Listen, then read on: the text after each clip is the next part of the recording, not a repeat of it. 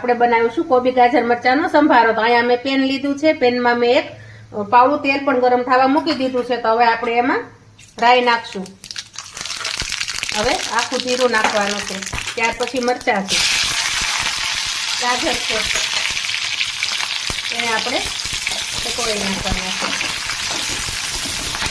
હવે આપણે એમાં કોબી નાખવાની છે।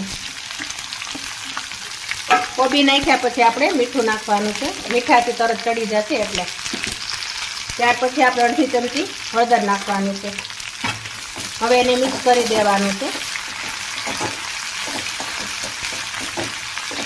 તો આપણો આ સંભારો જો મિક્સ થઈ ગયો છે, તો હવે આપણે હળદર મીઠું છે તો એવા એને આપણે 10 મિનિટ સુધી ચડવા દેવાનું છે। તો આપણે આને ઢાંકીને મૂકી દેવાનું છે। તો આપણે 10 મિનિટ આને ઢાંકીને મૂકી દઈશું।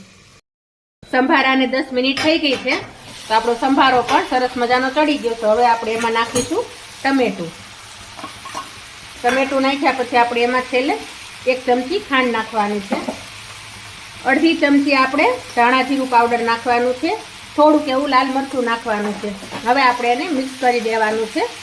મિક્સ કર્યા પછી આપણે એને 5 મિનિટ સુધી રાખવાનું છે। તો મિક્સ થઈ ગયું છે, 5 મિનિટ રાખવાનું। 5 મિનિટ થઈ ગઈ છે, આપણો સંભારો છે તૈયાર। તો હવે આપણે એક બાઉલમાં કાઢી લેવાનો છે। જો એકદમ મસ્ત આપણો સંભારો તૈયાર।